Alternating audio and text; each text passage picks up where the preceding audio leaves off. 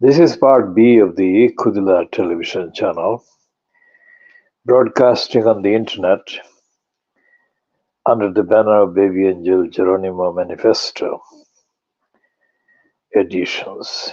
This is Monday, 11th of March 2024.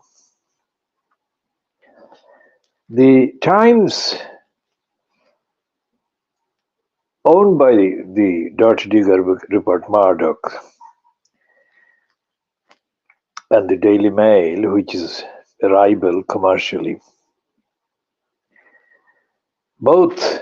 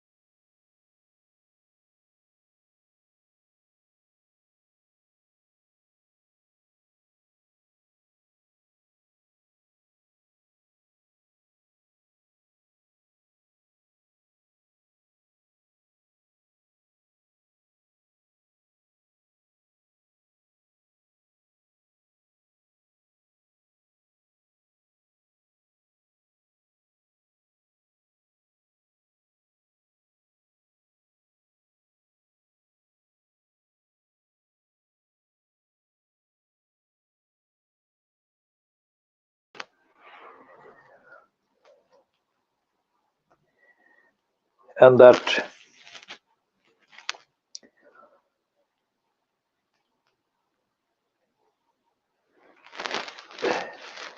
all the ministers in the Rishi Sunak fronted regime in the United Kingdom, the government that turned down history, are reportedly expressing concern at the fact that demonstrations are taking place against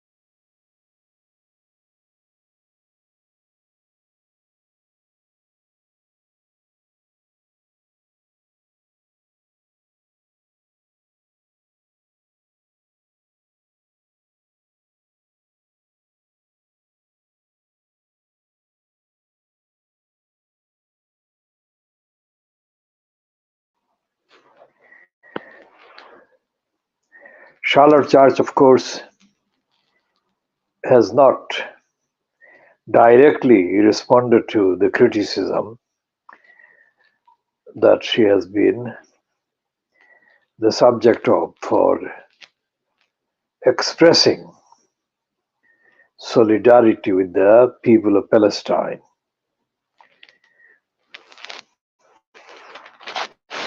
The I newspaper, which pretends to be independent,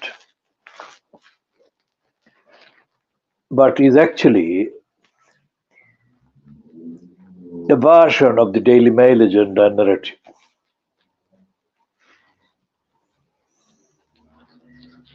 Because it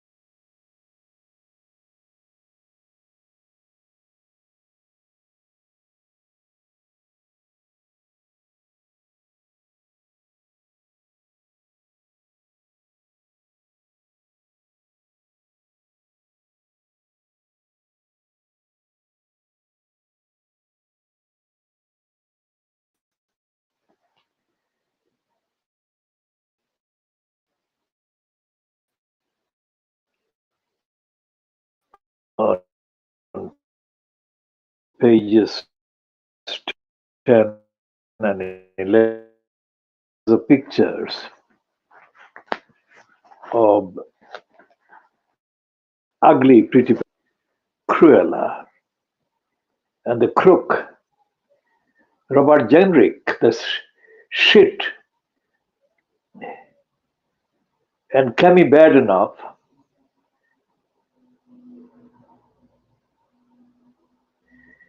and Penny Moron, and the idiot, James Idiocy,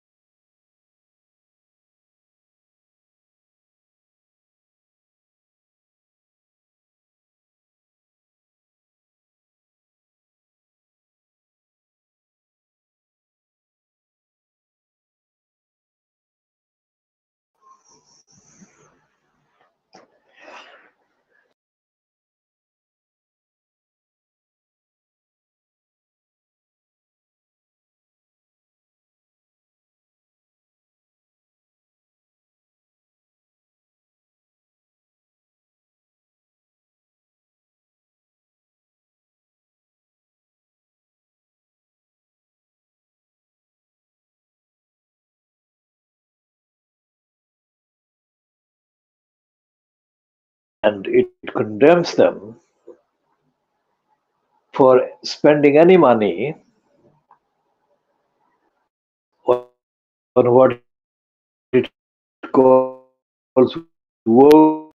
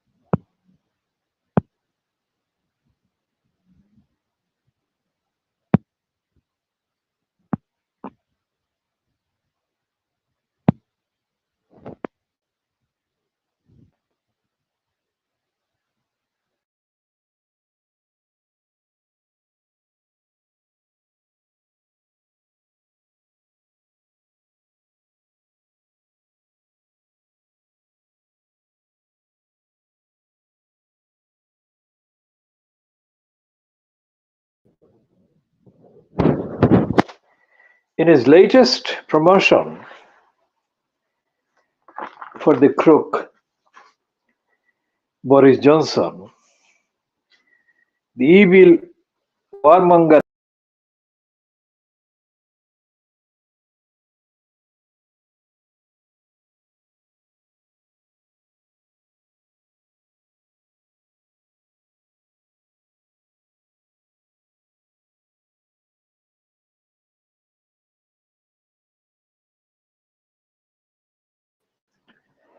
and condemns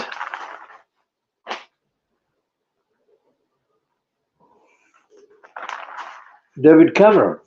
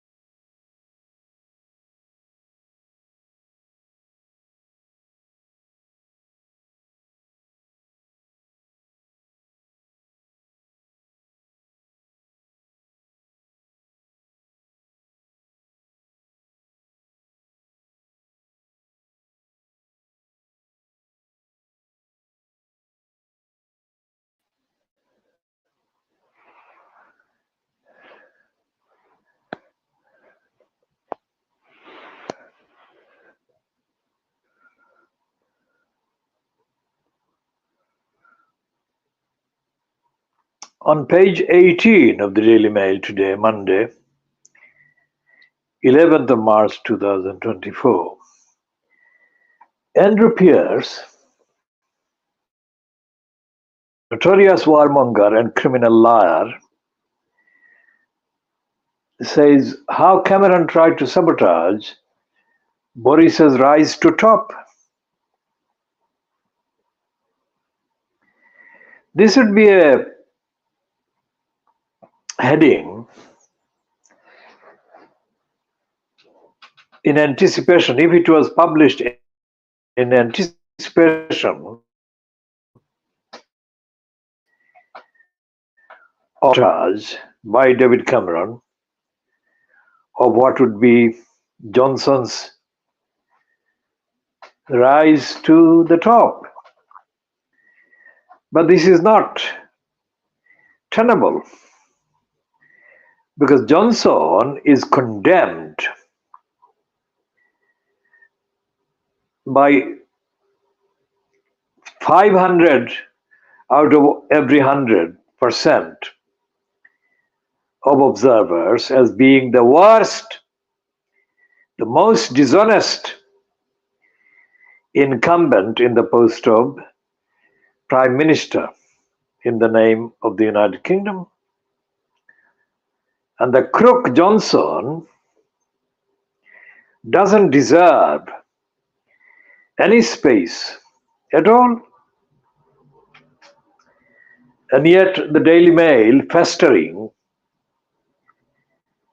in this promotion, that only proves the sickness, the immorality, the dystopia, and the corruption that dominate the UK society. Dystopia is indeed the term that has been used by the Republic movement which has condemned the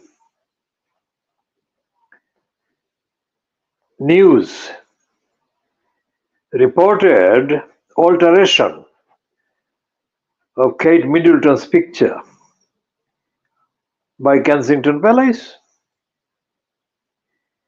This is particularly significant because the usually monarchy supporter, pro-monarchy supporter, the Sky News, their royal reporter, Laura Bandock, has condemned as strange and bizarre Kensington Palace's behavior in releasing a doctored picture of Kate Middleton, who is the American Associated Press, the French AFP news agency, and others have denounced and taken off and have circulated to their subscribers with the instruction to kill that picture. So the Republic movement has said that this is dystopian. This could be expected to happen in the Soviet Union, but not in the United Kingdom. And it has happened.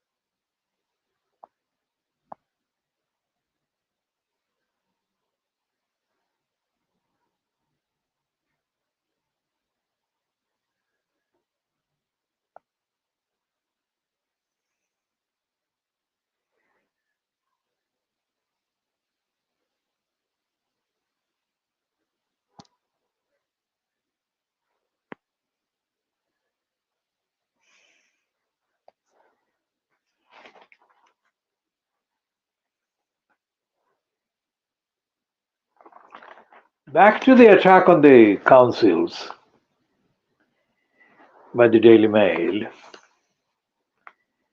It is combining the attack on the councils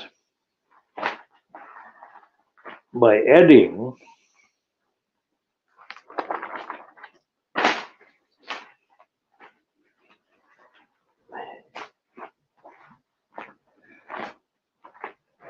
the frustration of Kemi Badenoch,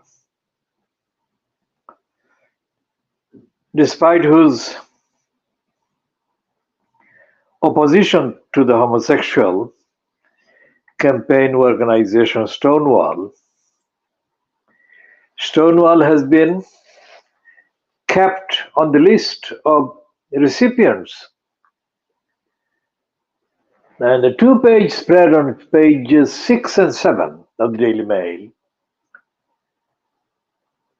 the main banner heading, "First photo of Kate since her surgery." And the piece byline to Sarah Benity, "She is on the mend, so what a party, what a pity. This image is fueling yet more rumors." And on this page 7 side of the two-page spread, there is an item about Diana and her love letters to James Hewitt, which is being put on sale at an auction in the USA for $1 million.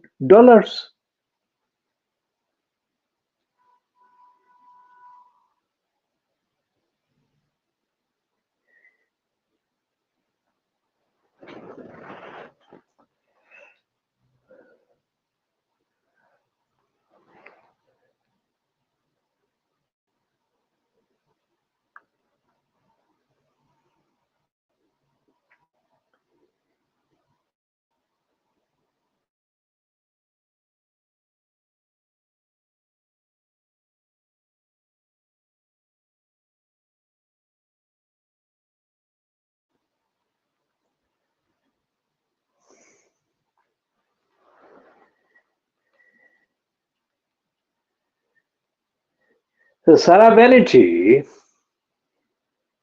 comes to rescue the reputation of the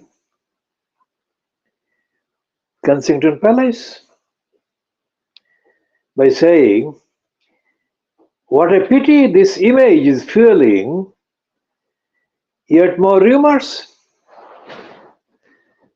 These are arse-licking, corrupt to the core, immoral journalists. Fuck the lot of them. These criminals of no morality, no ethics,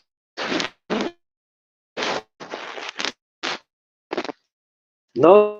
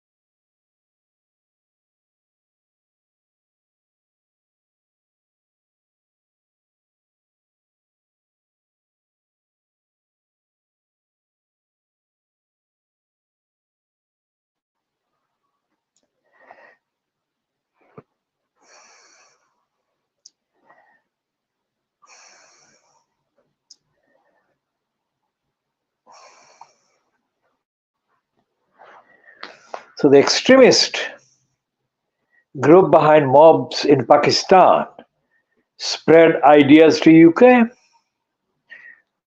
Look at the perversion of the role of the Times, reversing the actual power relations in propaganda terms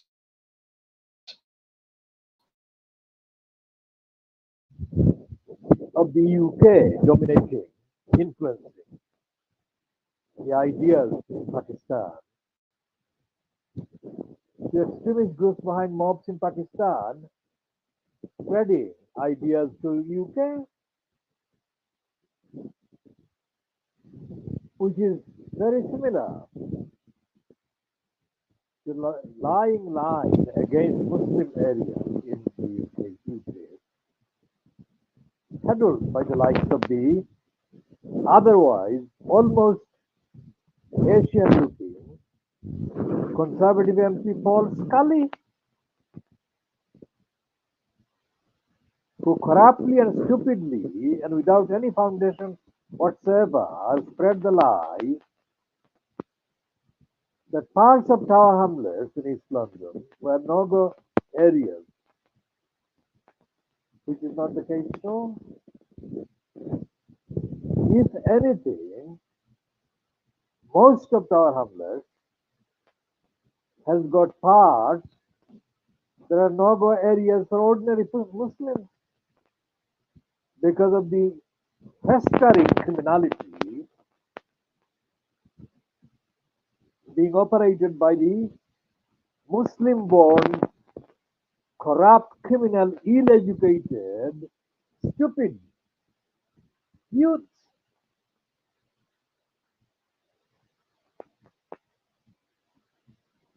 Now, how many layers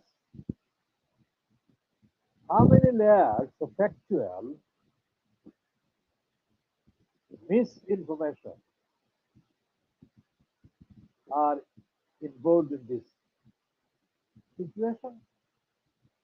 Reality is that Tower Hamlets ordinary people cannot move freely, cannot live freely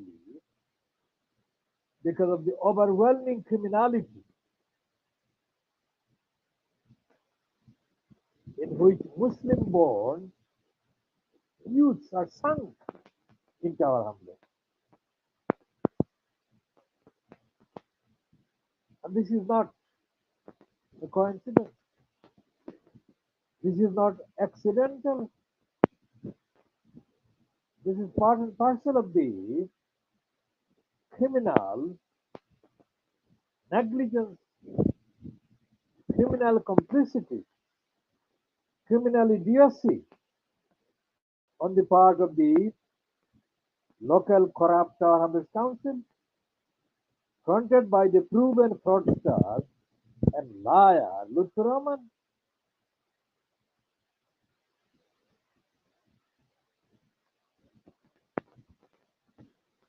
How many layers of complex, factual misinformation have to be disentangled?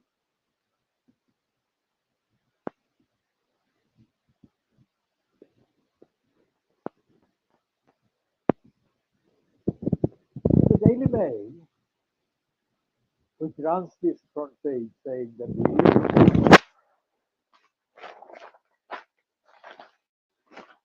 the town halls are on a woke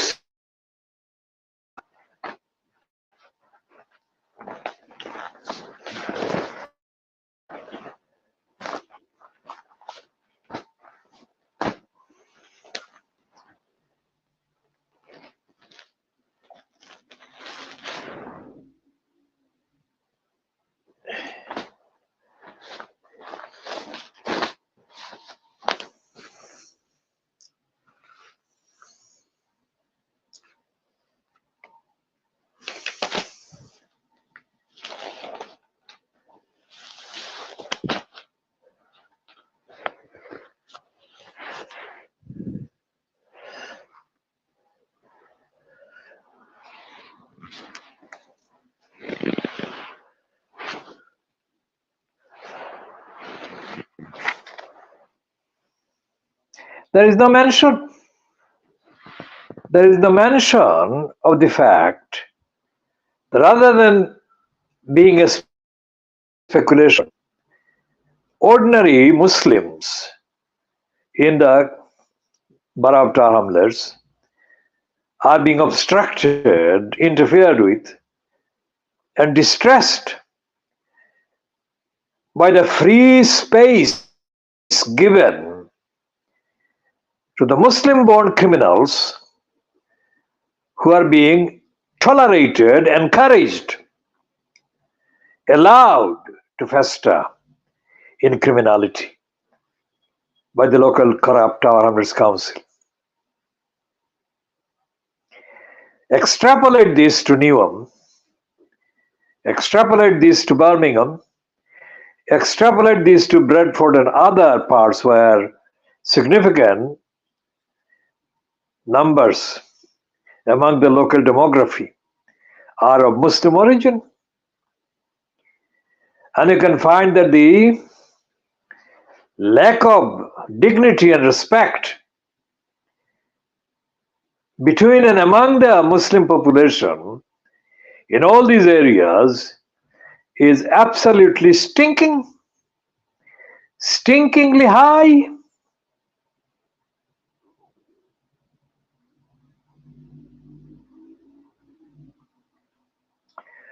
When in 1988-89,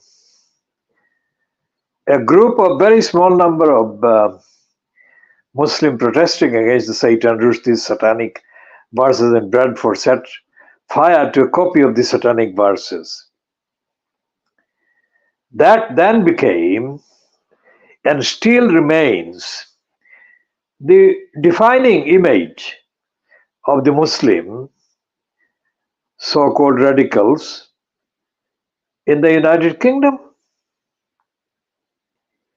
But even those who did join as spectators or as actual participants in the setting fire to the copy of these satanic verses, they couldn't care less about the impact on the collective Muslim image and reputation that that event has had and has been having.